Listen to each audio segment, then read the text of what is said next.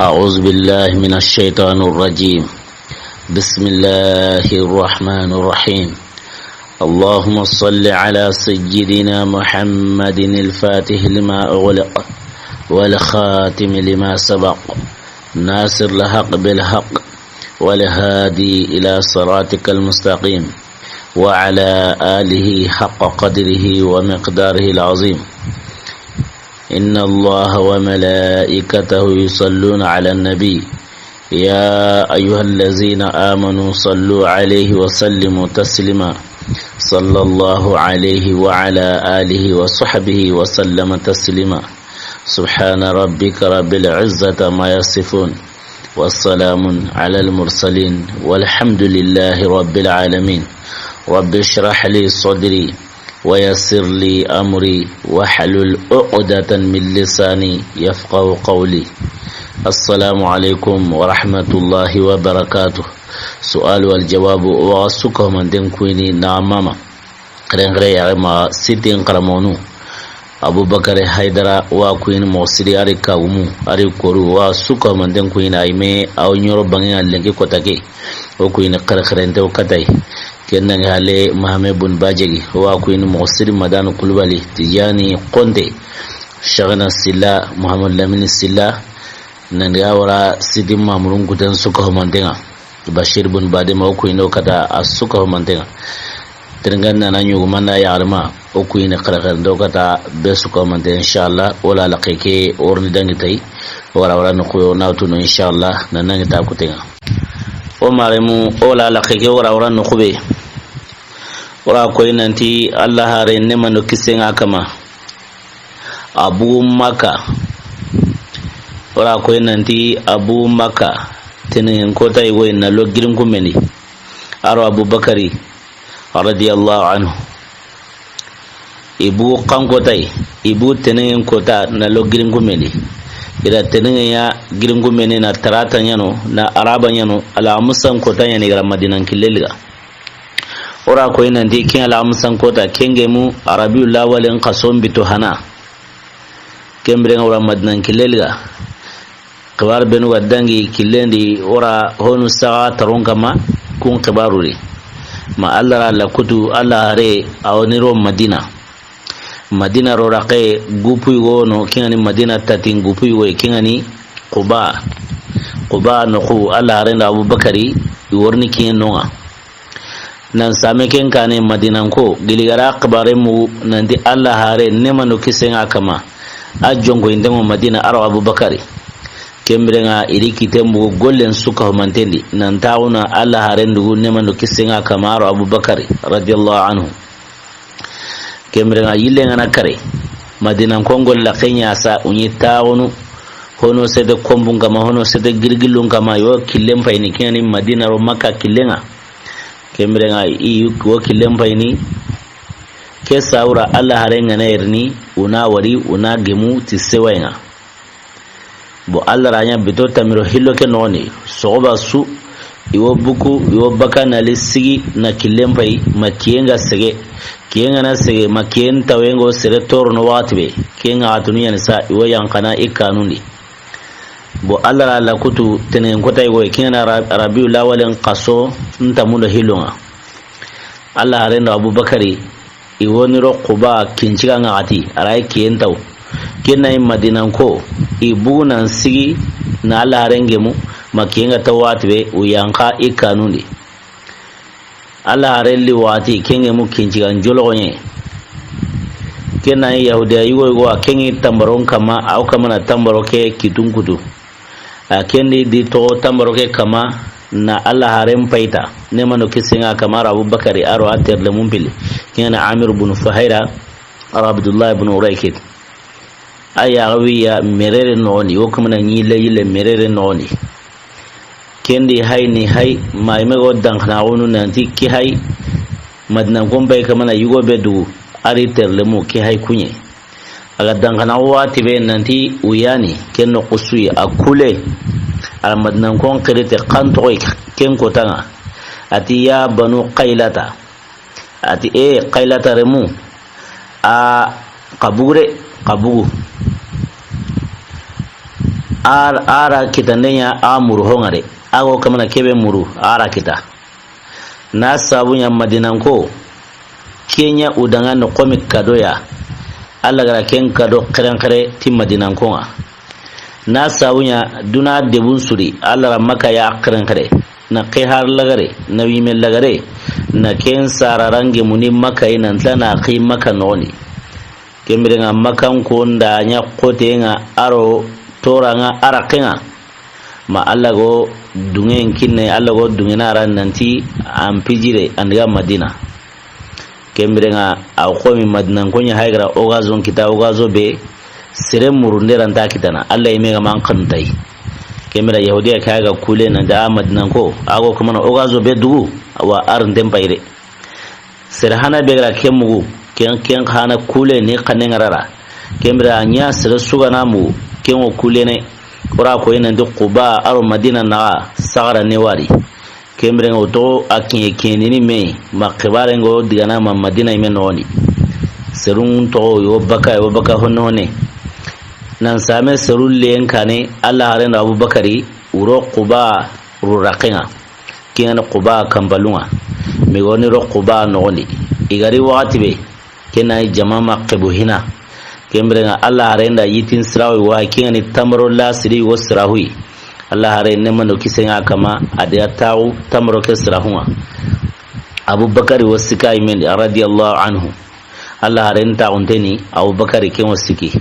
qatar gumunda ko nanti ke wakati Allah hare kurun tenyi amai kamanan sai atawu nan kuru anta kamanan sai kembrenga jaman ko ma sai yo kamana libane hillo jaman ligabo honne kanan same ke kane madinan kompo gabe umai Allah haren tu na sabunya umawari sereben wara Allah haren ari kingane bayatul aqaba ke baya sereben kingane tanyere sereke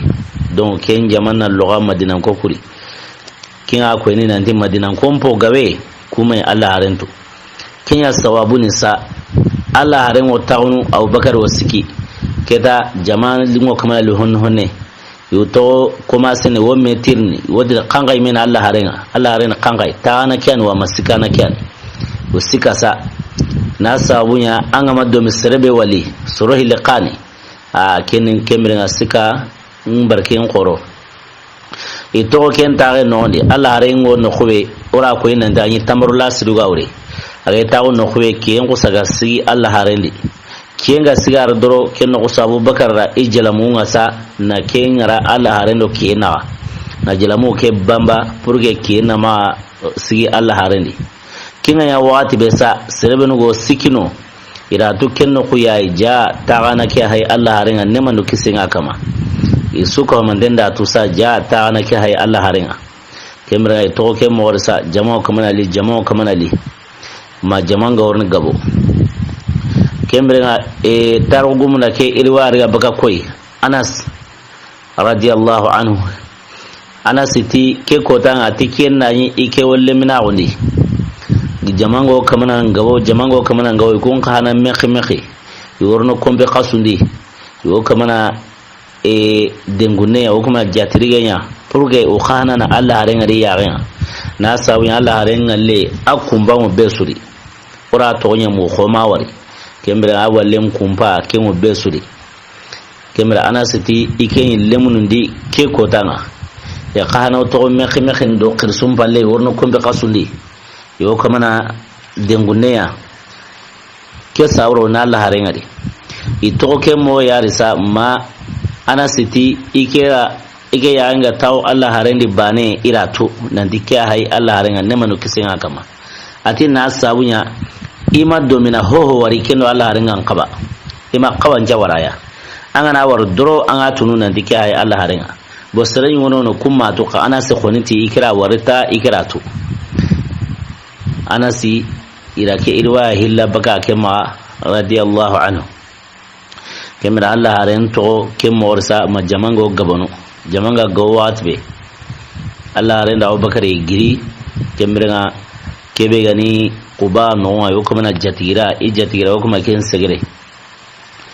targumunda ko inanti jamabe ga buguna Allah haren ge mu keko tanga ta kamu kara gisere baka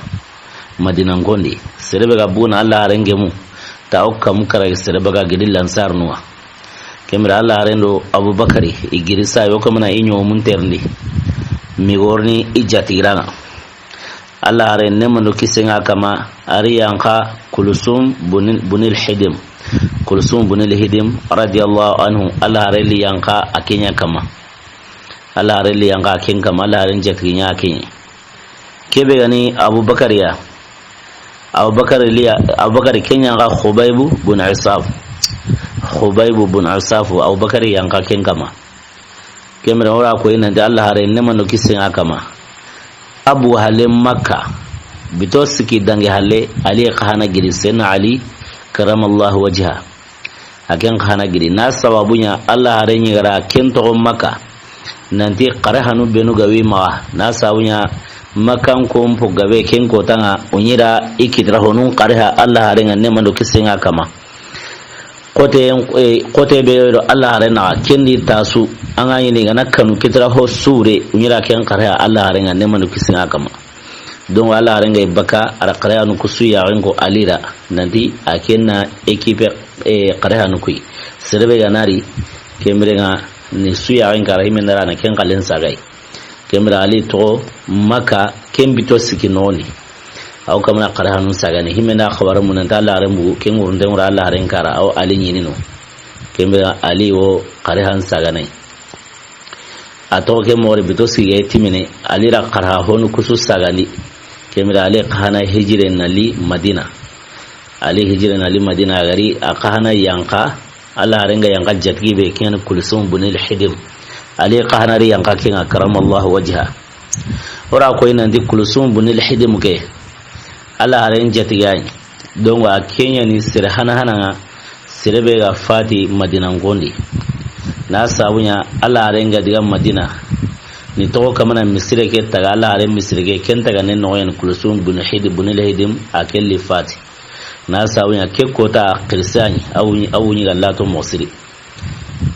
don sirhana hana bega fati ken Kulsum bunil hidim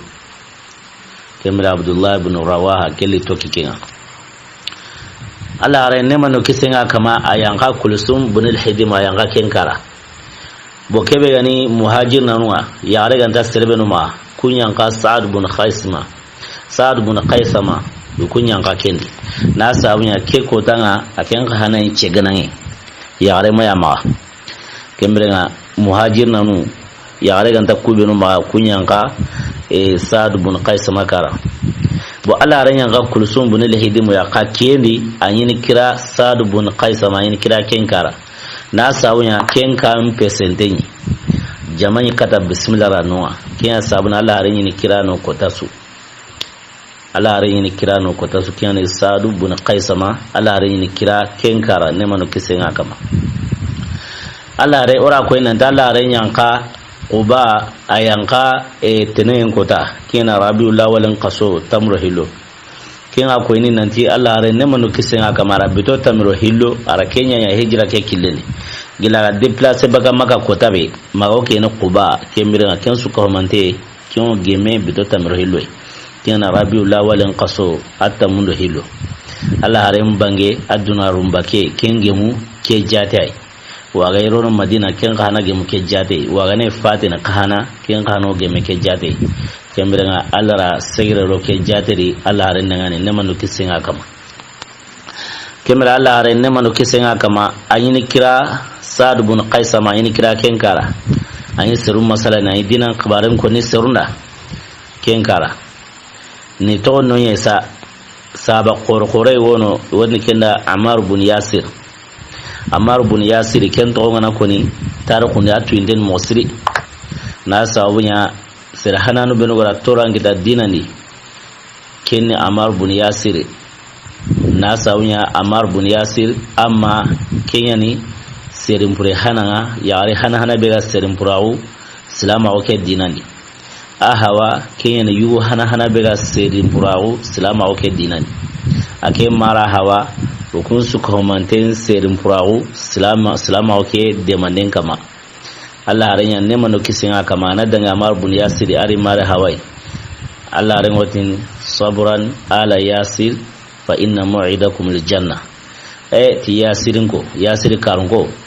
ta kasabari anyi na no kina aljanna ire Allah la leru be wata kina aljanna kemre ga Ammar ibn Yasir ni to quba antare ken noni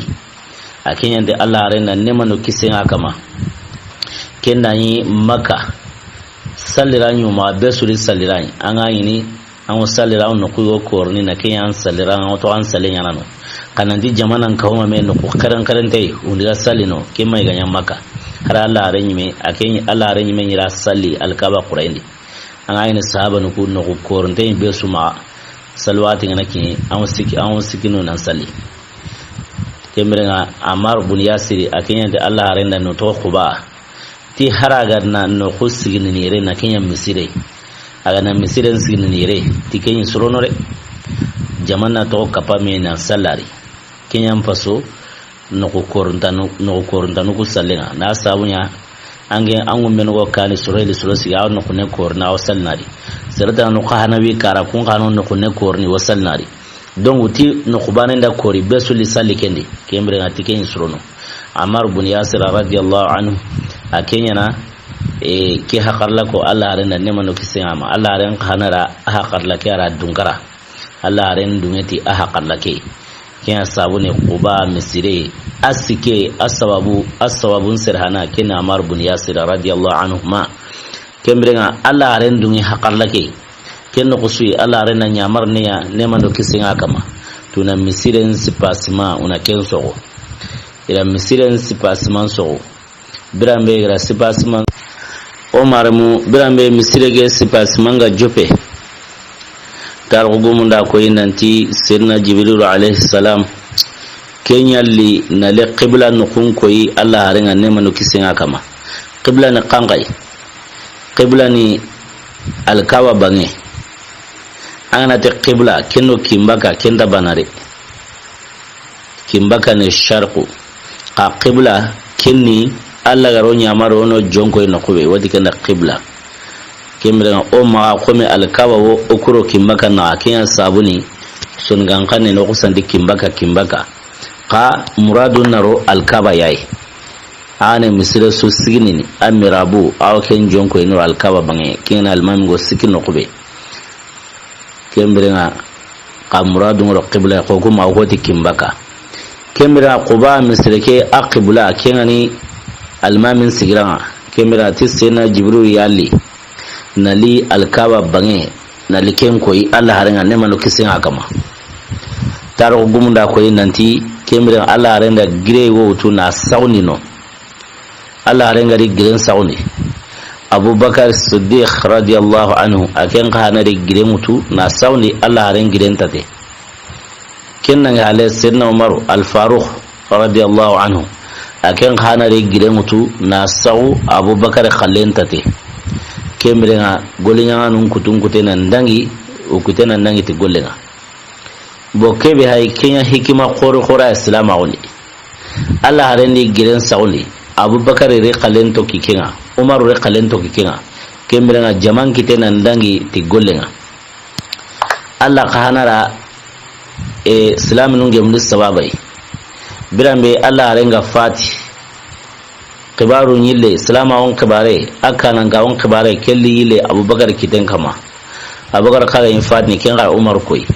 kembra Quba misire giruku ga tartibu mobe kembra ku soro hilli nan kaw Allah renga ya kahana tartibu ken more Allah ra kenge mundi sababai kuma ga nyam mobe kemora ko nanti golle ke nyamar kanne ke Abu Ammar ibn Yasir ya bangi kata Allah renga aramo ko Allah renga Allah ren kara dunkara miken misire ke sikin kibarenga pasara ko nanti Allah renga na misire signi yere ta insurono kemra Allah ren qati na'am kemra ona misire signi ura misire ke jopa ila sipasman jopa asipasman ga jope watibe idangi ti gollenga kembrenga ila bido dandanuya misire ke sikinga ka misire ke matime Allah haran joni ora ko ina da Allah haran ke Quba Allah haran ke Quba tenen kota kena Rabiul Awwal qason ta mun hilwa ara tenen ke kirano tenen kuti ala kenya no na tarata nyano na araba nyano na la musa nyano biton nagati ala ke biton nagati yanya quba kembrenga juma ala rembu ne jongo e madina kana same kenkane ura misire ke spasma ura tawni ala renga ibaka akbare kento Ammar bin Yasir yama radiyallahu anhu.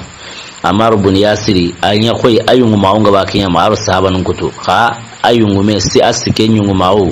kenyi Ammar bin Yasir yama radiyallahu anhuma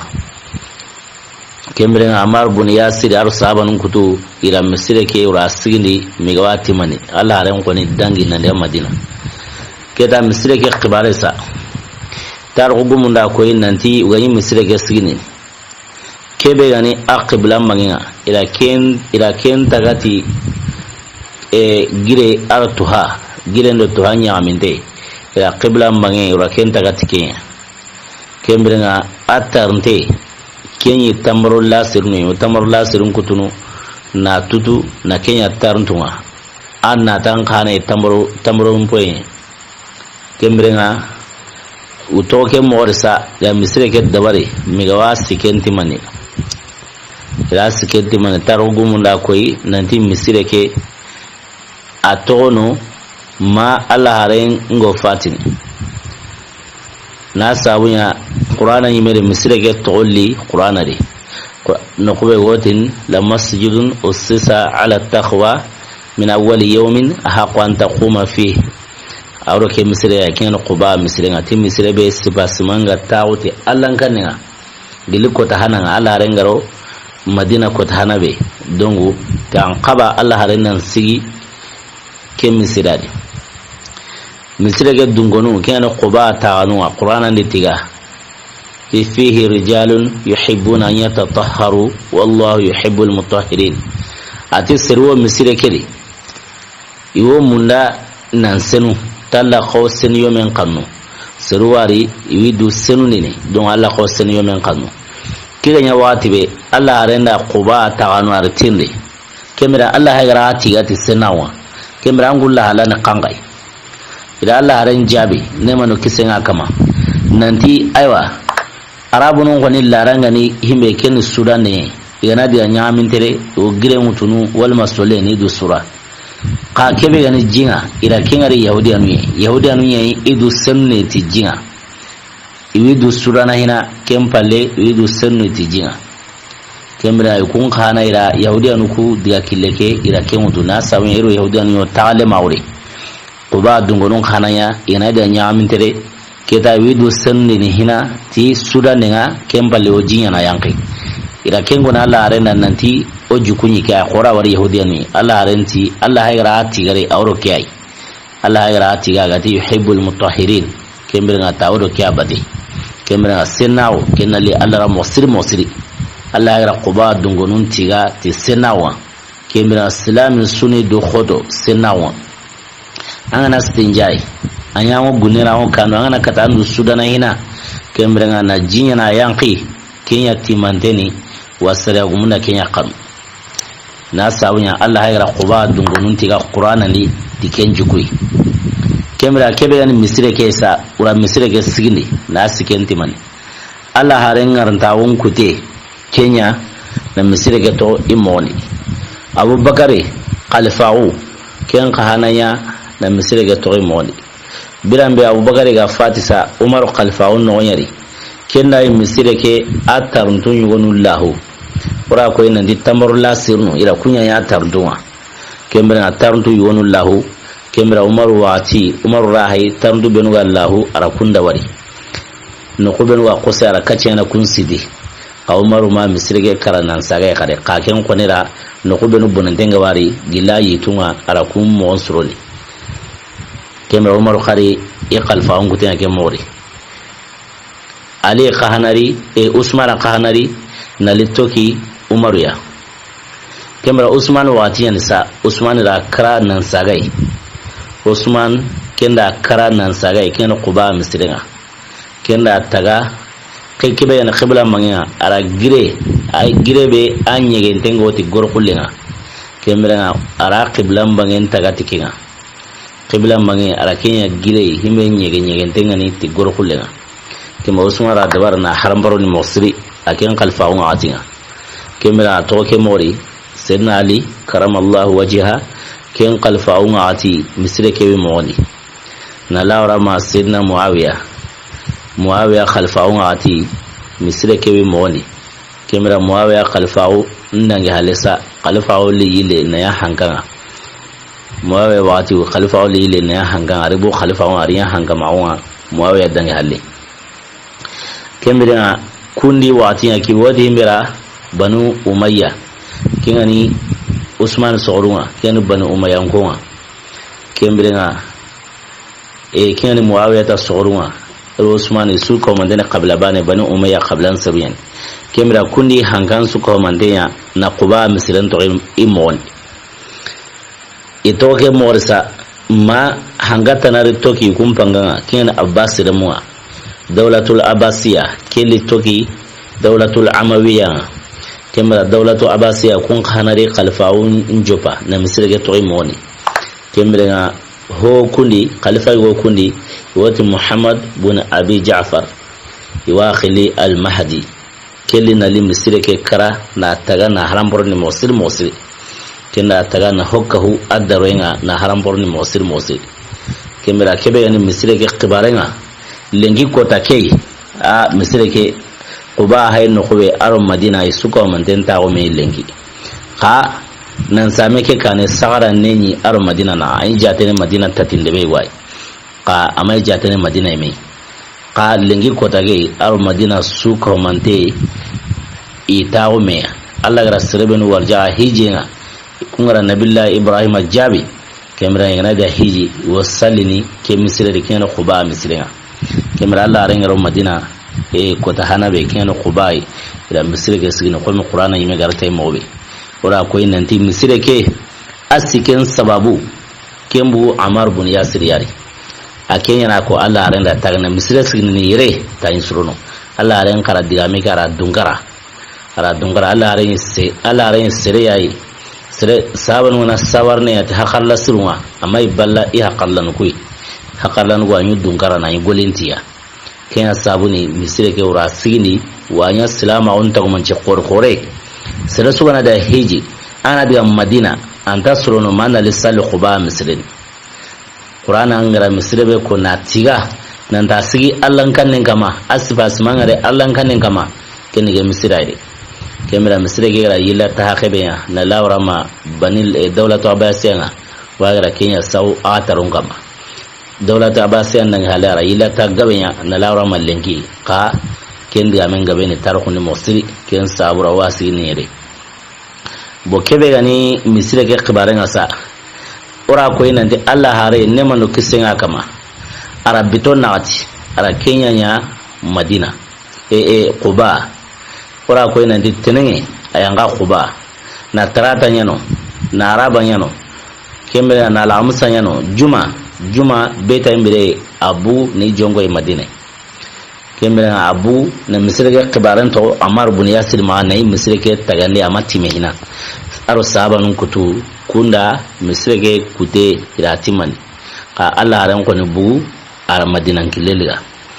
ora ko ina ta gani madina ga ajati ga himbe ken kulsum bunil hadim kemra Allah ran bu na madinan kileliga taro gumunda ko inanti serebenu ga yiro Allah ran ke kotanga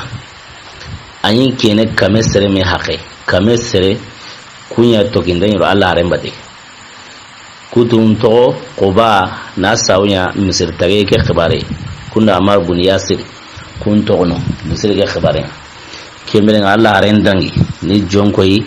madina aro abubakar ni to dige ngasa urikiye holo laqay way urikiye holo laqay way kem holo laqay minay kebe gani banu salim bun auf kunta o dingira urikeno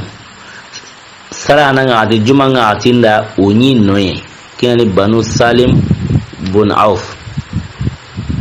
kunta on demo holo laqabe wadi kenda wadi ranuna kembrenga kenni wara laqike to kemra juman salwati kenda Allah harin noy kebe gan wadi ranu na'i kiyani banu salim bun awfuremu kunta dingira ora ko yinanti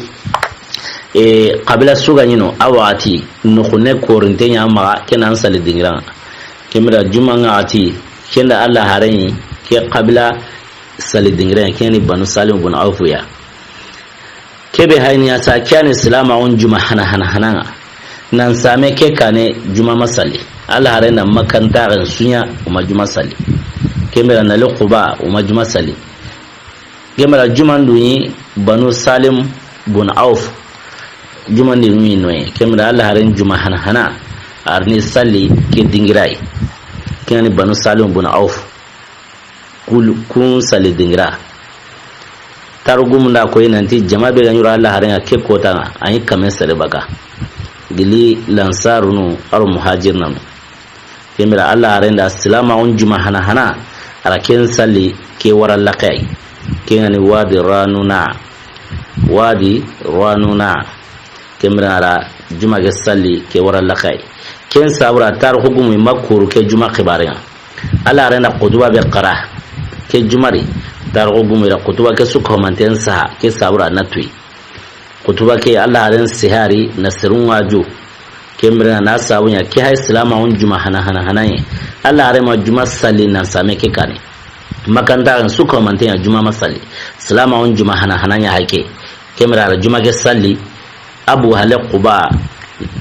ajongo ndo madina amaro madina men no hina kingani banu salim bun awfu remun taw dingira ara Omar mutar hugumunda ko idanti ke juma salli hana serebe ganya qurayni anyi kene kame sere kembira Allah renda kutuba qara ke jumari kene salama on juma hana kene Allah renda juma hana kembira kutuba ke akhimbaron kiyente ken sabura tar hugumu ila kutuba ke saha kembira onu kutuba ke qara kuma Allah renda ko mowe kembira ona qara kempalle wawure koni na sabunya wajunu begawari aro gongonde be gawari aro nyamar kanu be no gawari ke sabra kunnatu Allah ran ta kamo ne mano kisiya kamati juma hana ke kutuba ate kamo ate alhamdulillah ahmaduhu wa asta'inuhu wa astaghfiruhu wa astahdihi وأؤمن به ولا أكفره وواعد من يكفره وأشهد أن لا إله إلا الله وحده لا شريك له وأن محمدا عبده ورسوله أرسله بالهدى ودين الحق والنور والموعظة على فترة من الرسل وقلة من العلم وضلالة من الناس وانقطاع من الزمان ودنو من الساعة وقرب من العجل ومن يطع الله ورسوله فقد رشد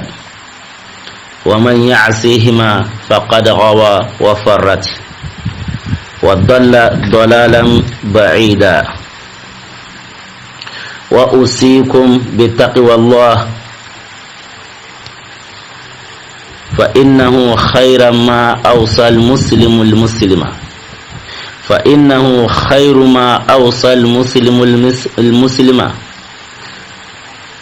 أن يحثه على الآخرة وأن يعمره بالتقوى الله فاحذروا ما حذركم الله من نفسه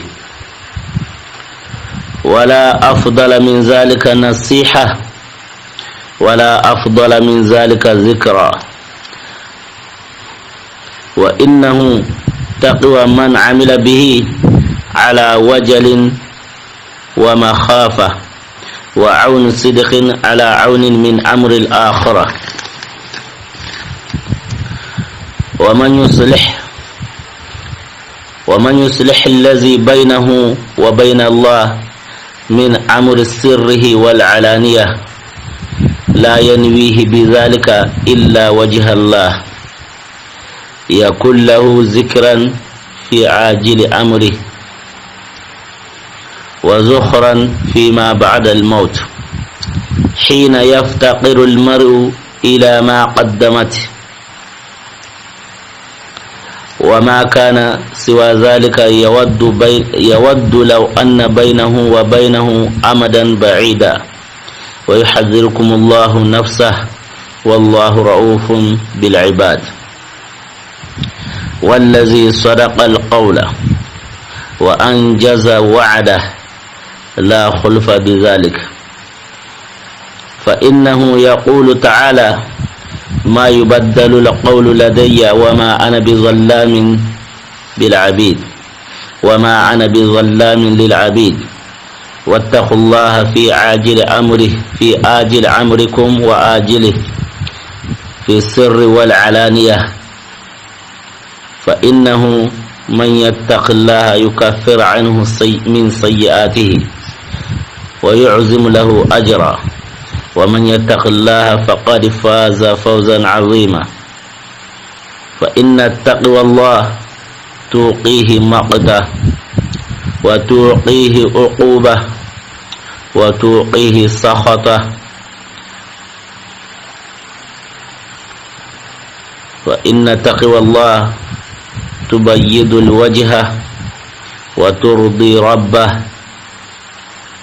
وترفع درجه خذوا بحظكم ولا تفرطوا في جنب الله قد علمكم الله كتابه ونحج لكم سبيله ليعلم الذين صدقوا وليعلم الكاذبين فأحسنوا كما أحسن الله إليكم عادوا عداءه وجاهدوا في الله حق جهاده هو اجتبيكم وسماكم مسلمين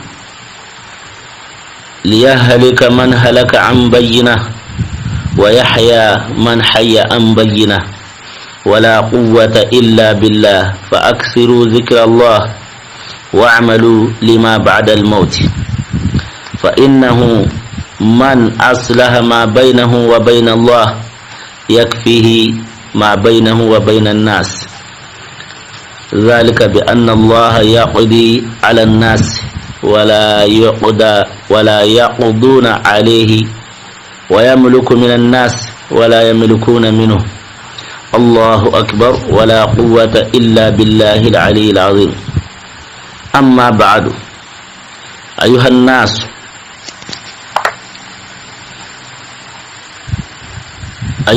فقدموا لأنفسكم تعلمون والله ليصعقن أحدكم ثم ليتعن غنمه ليس لها رعي ثم ليقولن له رب ليس له ترجمان ولا حاجب يحجبه دونه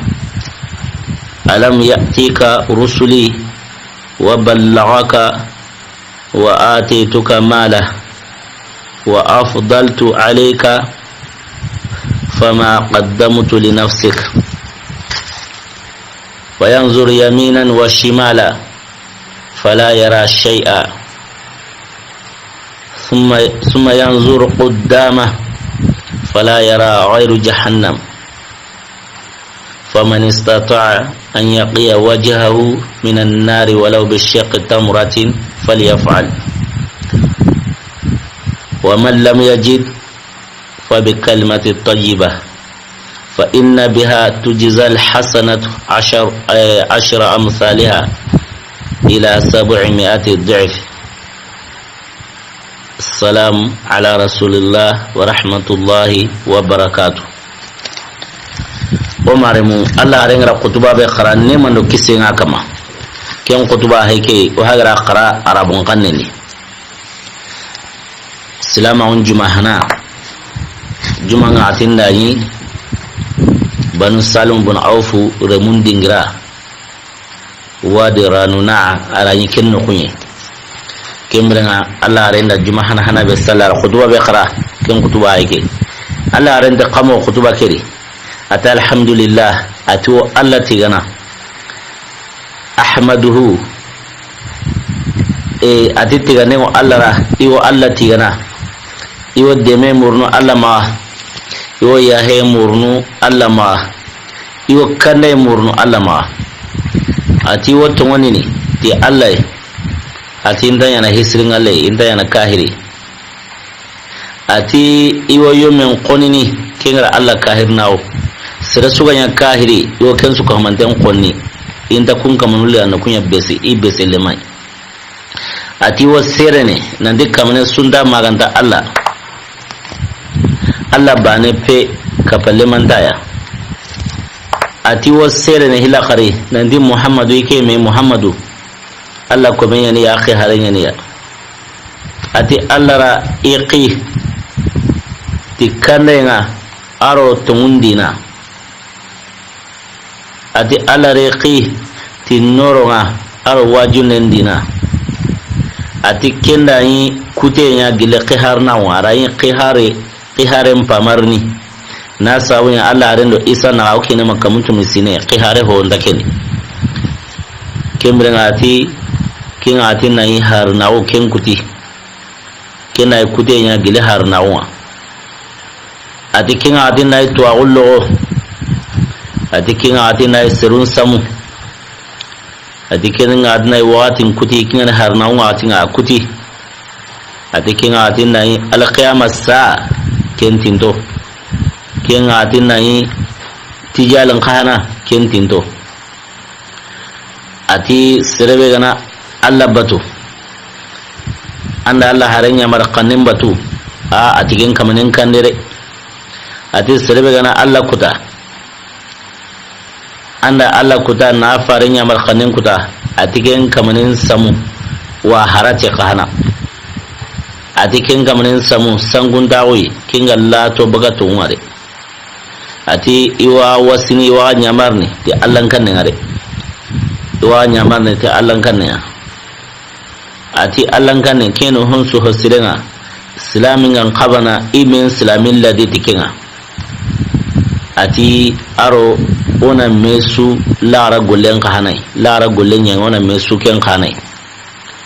kenanga hale ati ona me nyamari ti Allah kan nga ati wahzaru ma hazarakumullah min nafsi kemra qaradu krosi qaradu tanga Allah gara kangarin ka to awara himbe nuri qaradu tanga kunya ngare jene hainde glomine kemra Allah gara kangarin ka ta awara kube nuri qaradu tanga kunya ngare ken fahzaru ma hazarakumullah min nafsi Allah di wa kangarin ka to awara ana du krosi yare iga ta na himbe no ya qara kenya nya moni kemra ati qamo ati noron kullahu qanne sunta kingam faso dina ke nanti Allah ga kangarin ga to haramare men da himbe anandu krosi kenya nya kemra ati noron kullahu qanne sunta himbe gam faso ke ati zikru sunta himbe gam faso ke Allah ga tan himbe to ana ken to no aga tan himbe yana kenya ti zikru sunta himbe gam faso ke nga ati Allah kan ne kena sirara kenga goleti kudigan kanni an goleta yi nayi an jotente ni an kanunten khanani aro tungunde mande awande mana tungun khana kama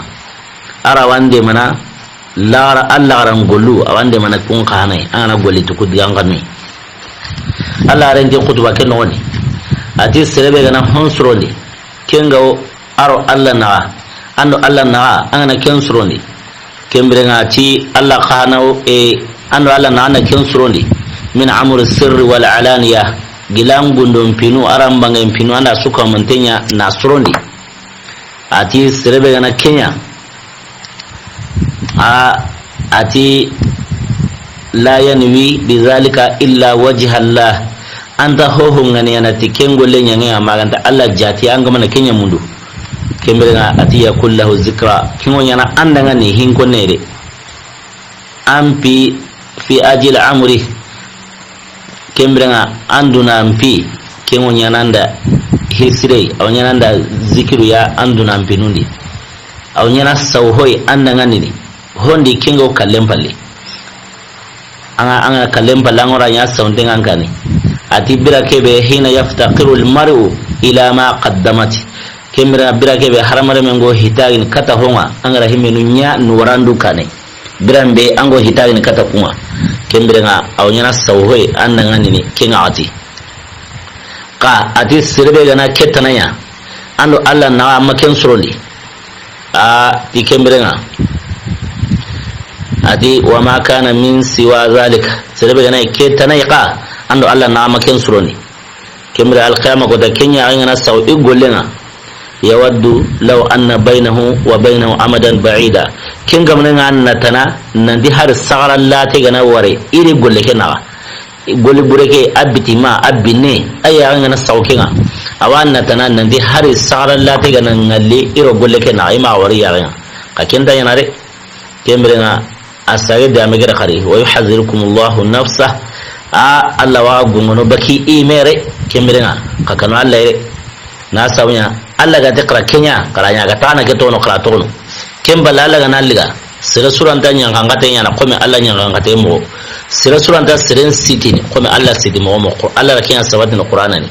ati la yu'azzibu azabahu ahad wa la yusiqu wasaqahu ahad sira suranta siren nyanga ngata anda nyanga ngata model sui aro arda na kome Allah kalleme angana siren siti ana sidi mo suri arda na kome Allah kalleme kemra Omar mo kutuba ke akutengono harsa oni lege khalige sinere kotatana o dangine ta kutenga na saga taronga ma insha Allah o duwa yana wada Allahumma ya farij al-ham wa ya kashf al-gham wa ya mujib da'wat al-mudtarin rahman ad-dunya wal akhirati rahimahuma anta tarhamna farhamna bi rahmatin تغنينا بها الرحمة من سواك يا رب أمرتنا بالدعاء وآتنا الإجابة وارزقنا قبل الموت التوبة وعند الموت الشهادة وبعد الموت جنة ونعيمة برحمتك يا أرحم الراحمين سبحان ربك رب العزة ما يصفون والسلام على المرسلين والحمد لله رب العالمين.